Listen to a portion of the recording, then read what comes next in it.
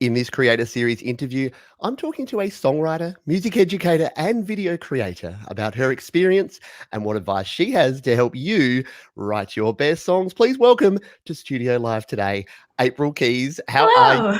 today, I'm well. April? How are you? I'm, I'm really well. We've been just having a quick chat in the pre-show there, having some fun, talking about cats and hair and everything in between. But we're here today to talk about music creation and songwriting because you have a YouTube channel, you are a music Ew. educator, and you are a songwriter. So what I'd like to start with, for people to get to know you a little bit more, what is your musical background? So I call it the musical origin story to make it sound a bit cooler. Tell us your music origin story.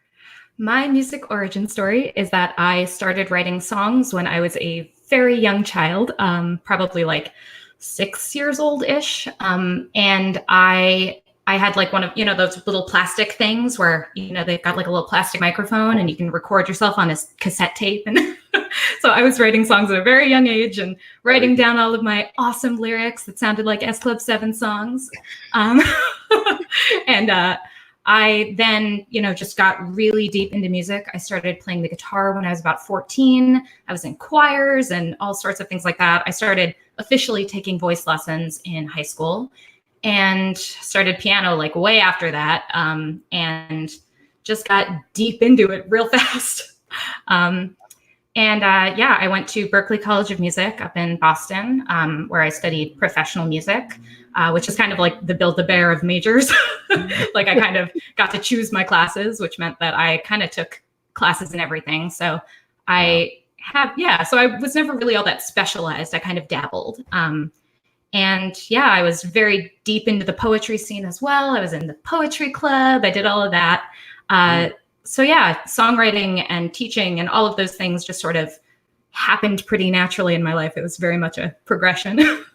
I love that, and I'm always slightly intimidated when people tell me how qualified they are because I'm like, I've got a marketing diploma. That's about it. I've got nothing musical professional qualification, but that is very cool. And so you teach music. Obviously, you have your YouTube channel as well, where you release your own music and you share some of your song ideas, as well as sharing tips about songwriting process, which is something we will dive into in this interview as well. So you've kind of covered not only your background, but kind of what got you into creating music as well. But is there anything else that sort of got you into the whole songwriting side? Like obviously starting off really early on, but then starting to actually write songs and record songs, which I believe you're starting to do now. So anything else that got you into that? My parents, my mom was just singing my entire childhood, like constantly. She was always in song in some way. So I think I just always associated music with this really beautiful, safe, happy, good thing. So from a very young age, that was something that was always very powerful to me. And then as I got older, my dad just has the best taste in music ever. Like he's interested in just the best things. So he's like the biggest Leonard Cohen fan on the planet, which meant that when I was like 5 years old, I knew the words to So Long Mary Ann, like very, very young. I was very deep into like lyric writing and very into, I think just songwriting in general. So as I got older, I got very into like going on lyric analysis websites and like Googling Bright Eyes songs and trying to like analyze them. So I definitely like started getting deep into the lyric writing first. And that was kind of where I really found the things I loved in songwriting. And then as I got older, I got really excited about theory concepts and being able to incorporate things that were new to me into songs. And really that's kind of how I learn and how I explore things, is to just write a song about it. I wrote a poem in high school that was about the x-axis and the y-axis of a scatter plot, falling in love, but only meeting that once. So, so it's just how I learn things and how I explore things. That is so cool. And I was saying to you just before that I was watching a couple of your videos, and it's very apparent that you're having a lot of fun and that you're not taking it too seriously as well. And I think a good trait because yeah, writing songs and creating music and sharing music is supposed to be a not always a fun thing because funnily enough, I looked at your videos and one of your most popular videos is how to write a sad song. So Right. it's renowned for someone who helps people write sad songs. Right. But it's an interesting topic because I think in a couple of your videos you discuss this, that songs can come from every gamut of your Right. emotion and can be Exactly. anything. So why don't you, for folks that are sort of looking to write songs and maybe stuck for ideas and thinking, how do I actually get started? What are some of the key sort of tips that you tend to tell folks if they're stuck for a song idea? Sure. Well, what I tend to say is start really small. So start with just one of my favorite exercises, and I've mentioned this in a few videos, but one of my favorite exercises is to start with a tiny object. So this can be like a key or a cup of tea or, something small that you could hold in your hand, and then describe that using all of your senses. So what does it smell like? What does it taste like? I mean, you're not gonna like lick a key, but like, if it were something that you were to taste. Or, like, what does it look like? And describe the colors, describe the shine on it, those sorts of things. And then zoom out. So I think of it as a zooming process. And then you describe the room that's in. You describe any people in the room. And then from there, you zoom out further to what is the broader context. And you start thinking about what is happening in the emotion of the room. So you would think like, oh, are these two people breaking up in a coffee shop? Then let's talk about the whir of the dishes, and let's talk about that coffee machine making all those buzzing sounds. So I tend to kind of go in a very sense-oriented direction. So if you are just starting out with songwriting, I think one of the best things you can do is just get as specific as possible, start really small. And that means in the writing process as well. So if you're like writing a song for the very first time and you don't know where to start, you just start. You start with where you are, and then you make tweaks as you go, and you continue that process. And it's always going to get better, and you're always going to feel like your old stuff is crap, and and it's always going to be a process. But it's the journey that's the most fun. Absolutely, and folks who are viewers on this channel get sick of me saying this, but my mantra is create, record, release. So I 100% agree with that. That when you don't know where to start, you just start, and then you create, and then you finish, and that's a really important thing. So finishing songs so that you can move to the next one. And you're exactly right. So many that I look back on, I'm like, what on earth was I thinking when I wrote that? Right. But you almost have to get it out of you so you can get on to the next one. If you Sure. get stuck and it's not working, finish it and move on, because you're only going to get better with the next song. Right. And see, that's something that's funny about the YouTube channel as well, is that when I started it, it was really just like this, oh, I'm going to put myself out there. It was like, I just sort of went with it. And when we talk about that, the sad songs video, that was like one of my, it was maybe like my fourth or fifth video. It was so early on in the channel. And when I first did that video, I didn't have a microphone. It was just this very, I was using the internal mic in the camera. And it just, it's very clippy. So it's funny because looking back on it, I'm like, oh, that was terrible. But it definitely, I think it is helping people. I think it's helping people to understand those kinds of concepts. So you kind of just have to understand that the stuff you put out there, you may think it's terrible, but it's still something that is good to someone else. So 100%. And yeah, music and music education is so subjective because you just never know what someone is going to actually just completely tune into and what's going to actually help people out. Because exactly, yeah, I know some of my videos I'm least proud of have the most views, and I'm right, like, exactly. No way anyone's watching this, but I'm not going to argue, so we'll just Sure. move on. Very cool. So your particular style, so you play piano, keyboard player, and you sing. What got you into that style, and how would you sort of describe the style of music that you produce and that you're creating? That's interesting.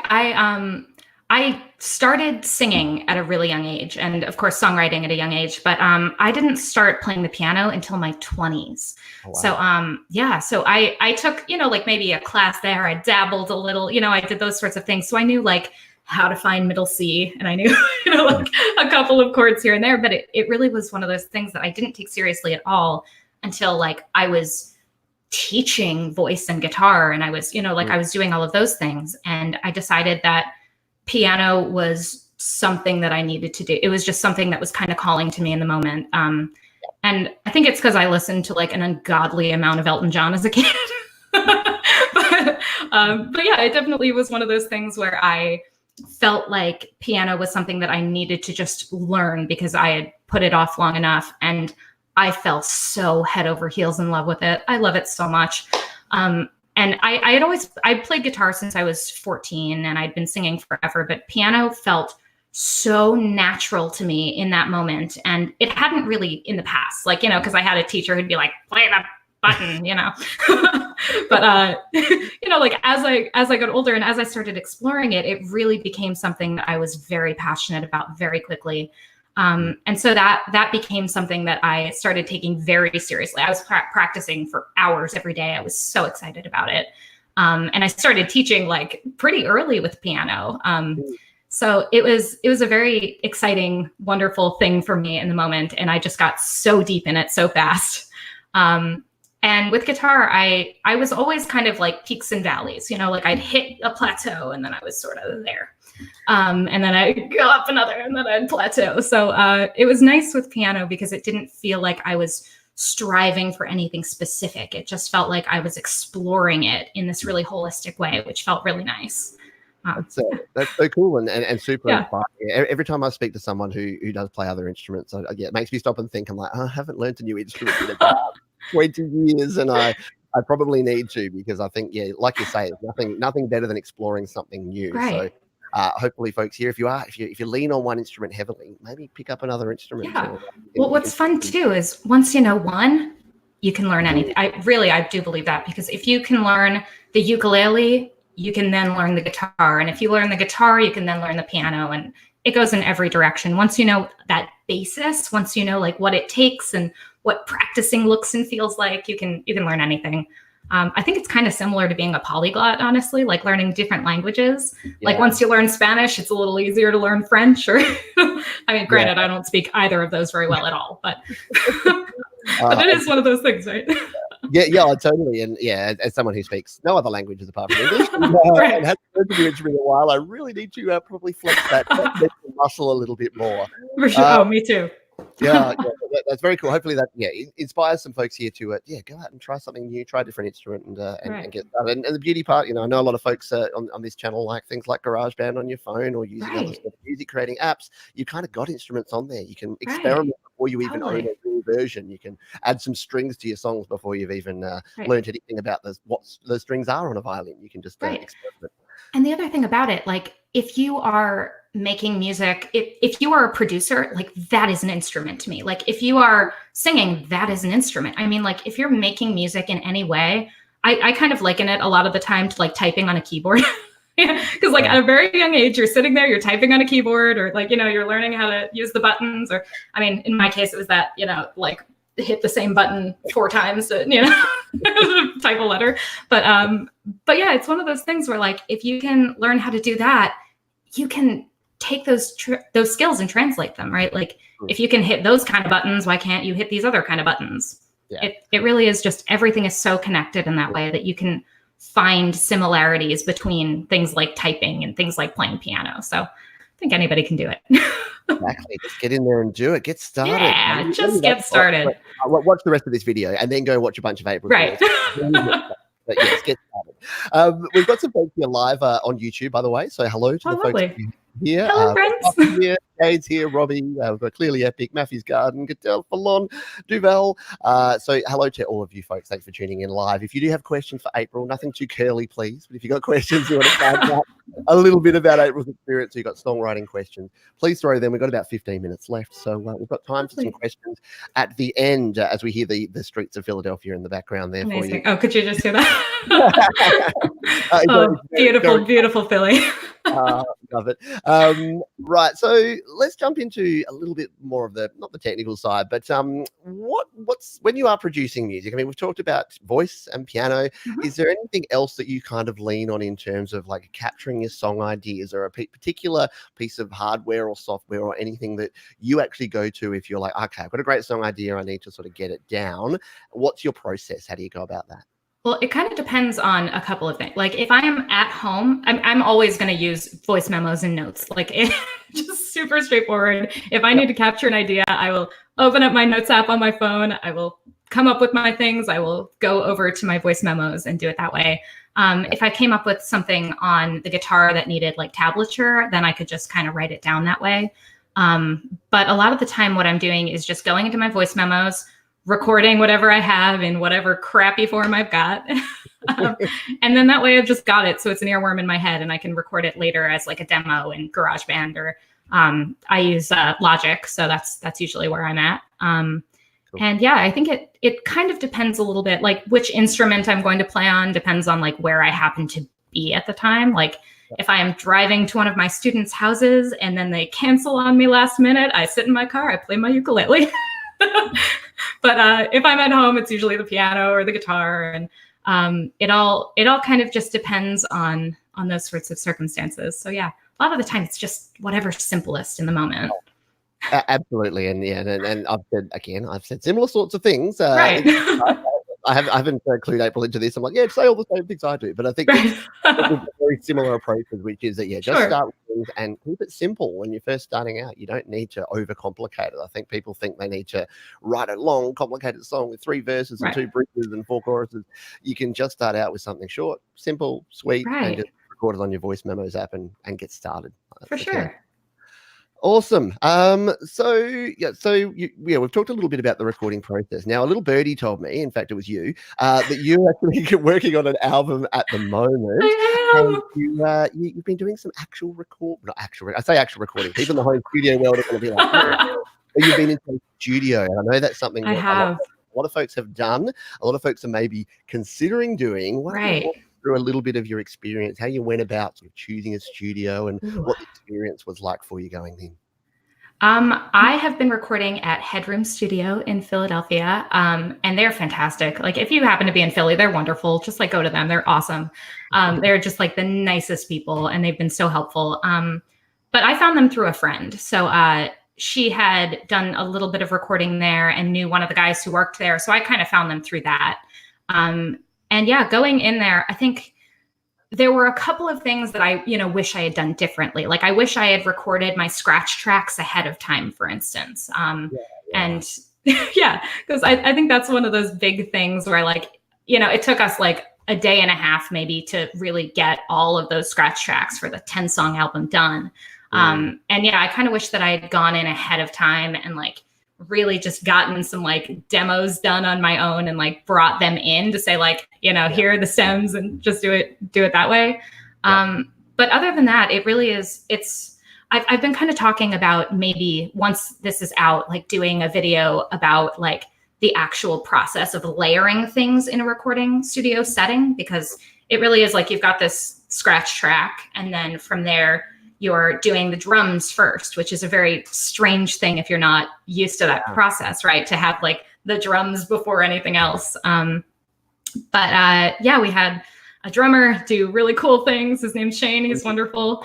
And then we added piano and guitar and, bass and all of those wonderful things. And then the singing was kind of last. And yeah, it's a really fun process. It's a thing you can be kind of chill about in the moment. We were kind of paying by the day, which was nice because then I didn't have to like worry about the individual hour count and things like that, which is terrifying to me because I take my time on things. But yeah, it was a really cool process. And if you're ever doing studio recording by yourself, I would say my number one piece of advice is practice with the metronome. So that's number one. Right. It is all about your timing sometimes. Yes, timing is all of it. And especially if you've been, I think you talked about music teachers before, and I had music teachers early on, and I didn't actually see a metronome until I was like 15 years old. And that was probably the worst possible thing for my music. And with my kids now, I'm just like, I'm putting a metronome on, you're playing to a metronome, because it basically ruined me for playing, because I was playing piano and guitar and singing by myself or in bands and listening to a drummer and playing along to that. As soon as you come into the recording world, you suddenly got to hit the mark. Everything's timing. And, like I did choirs and I did singing. So it's like, you're following whatever, the conductor at the front is, like you're sort of going in a very loosey-goosey way. You listen to the backing track. But for me, it was very much like, oh, I have to get my, together and, really be kind of doing it that way. but yeah, that was a big thing for me. Yeah. Very cool. So, so plan single coming out from the album soon? Yes, in the next couple of months. So I'll drop a date very soon, I promise. But Excellent. Well, a good segue into the fact that in the description we have links to April's YouTube channel, as well as how you can follow her on Twitter, Facebook, and Instagram. So make sure that you do that, because I will be watching closely to see when the single comes out and the album comes out. And yeah, I would I know me personally would love, and I'm sure the folks here would love to see a video about that process, because I get asked about it a lot, and I know a lot of us spend a lot of our time in our home audio caves are kind of are often intimidated by a real studio, and we think that you must go in there and some very smart person just like yells at you for 8 hours and tells you you shouldn't do things in a home studio. Whereas my experience has been very different from that. I think good studios these days, they need to be really good, because the only thing they offer that you really can't do in a home studio is that production that you talked about before. Being a producer, helping you, coming up with ideas and helping you actually do the process. And yeah, I know that from my experience in studios and from what other people have said, it even helps you then when you come back, because again, now you've learned metronome. Now I have another thing that I need to, incorporate next time. Really, I think it's really the scratch tracks ahead of time that like really would just help the entire process out. So absolutely. And if you are new to recording, scratch tracks are basically like your rough draft. So you basically get down, say, a guitar and a vocal, or a piano and a vocal at the speed that you're going to do it, so that you've got something you're recording your drums and your bass and your other instruments too. It won't necessarily be in the final mix. Although don't do your scratch track too badly, because sometimes you get those little nuggets of gold. I've done a scratch track that's ended up in my final mix heaps of times. So all very cool. We've got do we have some questions here? We do. We've got a question here from Bubba, one of my wonderful viewers here. First off, pleasure to meet you. Speak of foreign languages. How well do you do in diction class? Did you do class, and do you have any comments on that? I did not take a diction class specifically. I did have to learn arias, like Italian arias for my classes in college. Specifically, we have these like proficiencies at the end of every semester that are like these terrible, nerve-wracking things where it's like half of your grade comes from literally 50% of your grade comes from the actual private lessons through the semester, and the other 50% is this proficiency test. So it's horrifying, but but then you get through it, everything's fine, you pass. But I cannot roll my R's. I cannot do it. I've never been able to roll my R's. I'm terrible at it. So literally I've tried this for like hours at a time. It's insane. But that's I feel you on that one, because I also can't roll my R's, and my 10-year-old daughter can, and she's like, Dad, and I'm just like, well, and I know you have to put your tongue to your alveolar ridge. Like I know all of the theoretical nonsense about. I could not do it to save my life. But when it comes to diction, like I think generally it's about thinking about vowels and consonants and just the interplay between vowels and consonants. So I think that kind of stuff I was generally okay with, and just kind of knowing which part, and because of taking classes that are very vocally oriented, because I was a vocal, not major, but vocal student in college. It was my primary instrument. So I think thinking about it in terms of when the specific vowels and consonants are happening and thinking of it in those kind of terms was helpful to me. I don't know if that's a good answer for that, but absolutely. Well, it is a good answer, and it's something that I don't think about enough, I don't think, because when I started writing songs, it was the 90s and everyone was just writing grunge songs, and you didn't really worry about diction, because no one had to understand a word you were saying anyway. And then these days I'm like, I'm writing sort of folks and songs. I'm like, you can actually put syllables together and use like actual song structures and things. So I think there's room for both. There's room for the formalized stuff, and then there's room to just go and be yourself and do your thing. So thanks. Good question though, Bubba. Appreciate that. We've got Robbie Blackwell is now following you, so there you go. Everyone else should Robbie, follow thank you. Robbie and do the same thing and go around there. I have another one here. Yes. So clearly epic. My buddy Steve said Elton John is my great influence. I love me some Elton. He came here, and I missed out on tickets, and I was a little bit devastated when he came. Yeah. So it might be the last. I got to see him, I think the 4th of July. Oh gosh, a while ago, a long time ago, when he came to Philly, because they do these concerts on the art museum. So, the Rocky Steps, the Rocky Steps. They do these concerts on the 4th of July on the Rocky Steps. So I got to see Elton John at that. And it was, I got chills just now. Like, I love Elton John.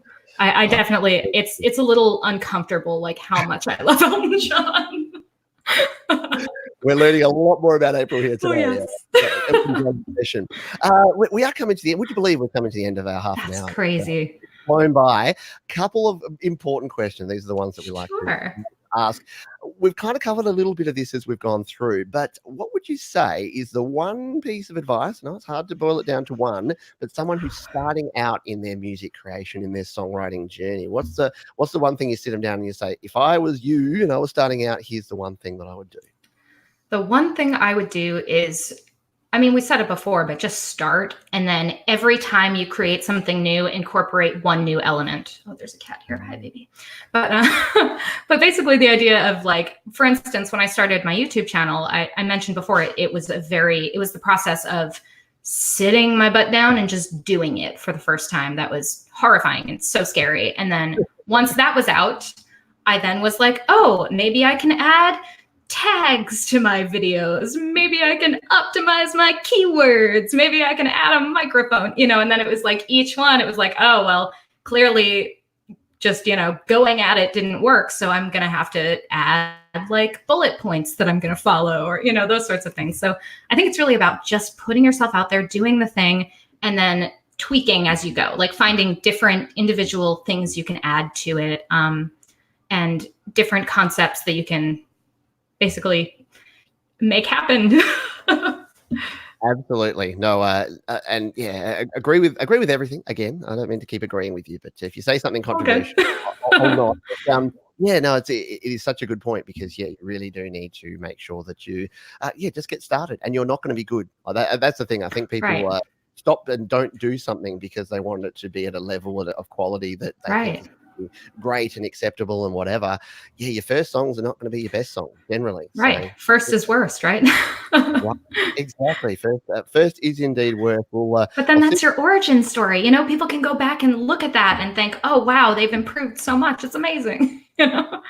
Exactly right. And you can do the same thing. You can go back to a year and 18 months ago in your first videos and go, wow, look at me, look how stilted and awkward I look there compared to what you can do now. So it's good. You get to have like a catalog of your work. So whatever you're doing, just start it. And the sooner you share it, and the sooner you take the plunge and jump in the deep end, then the sooner that you can start improving. So excellent advice. What would be the proudest moment that you've had since you've started creating music? Oh, wow. I think starting the YouTube channel was huge. And I know I keep kind of bringing it back, but that was huge for me, because I think so much of my life, I was so scared of putting myself out there. I was petrified of like what my friends and family were gonna think, and like, that people were gonna be like, oh, she's really not as good. Yeah, did she really get into Berkeley? Those sorts of things. So I was petrified about just what everyone was going to think about me. And I had a really good therapist. She was amazing. And I wound up just like deciding that like this was going to be my moment. I was going to put myself out there, and I made a terrible video of me singing a song about self-empowerment, and I put it up on YouTube and sent it out to everyone I know, which was terrifying to me in every way, but I did it. I went for it. So that was a very proud moment for me. Absolutely. And and well done for doing that, because it is hard. That a lot of people are probably sitting there, and that's the whole point of this whole series and these interviews is you get one thing out of them, if you get one little piece of advice and it helps you progress and it helps you do something and it helps you jump in feet first, then yeah, I've done my job here, and we can continue on there. And in fact, yeah, Steve here says good advice, incorporating something new each time keeps ideas fresh and creativity flowing. Yeah, I actually like that one. That's my takeaway. Try and do something new each time, which I'll be incorporating in future songs. So there you go. I need to start taking notes though. And what did I learn from April's interview and from the next interview? And thank you to Bubba here, who's also thrown a super chat our way and says appreciate the content, Pete. So yeah, thank you for answering his question and nerding out about diction for a few minutes there on the interview here. Now we have come to the end here, I know, and what we want to do is make sure that people know where they can go to check out your music and your videos. So where would you like to steer folks to follow your progress?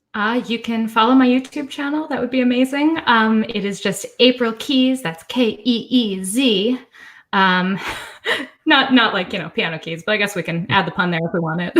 It's kind of one of the nice things about having a name like that. But you can follow me there. My website is aprilkeez.com, nice and easy. I have some kind of songwriting templates up there that are generally pretty helpful, I would think, to a beginner. And you can follow me on Instagram, Facebook, Twitter, all the places. There you go. You're a pro. I didn't talk during that because I can clip that out now, and there you go. Amazing. Use that to recycle that in future. Just like, oh, where do I follow you? Yeah, easy. Awesome. Well, thank you. It has been an absolute pleasure. I'm sure folks here have got some value out of this, and we've only just scratched the surface about songwriting. So I think we're probably going to need to have to chat again and dive a bit deeper, because in 30 minutes you can only get so far. But yeah, there's been a lot of great information. So thank you so much. Thank you so much for having me. Very welcome. Thank you, folks. If you got some value out of this one, hit the like button, subscribe to April's channel. It is down in the first comment down there, as well as in the description. So go and get on that right now. Until next time, we'll see you next time. Cheers. Bye.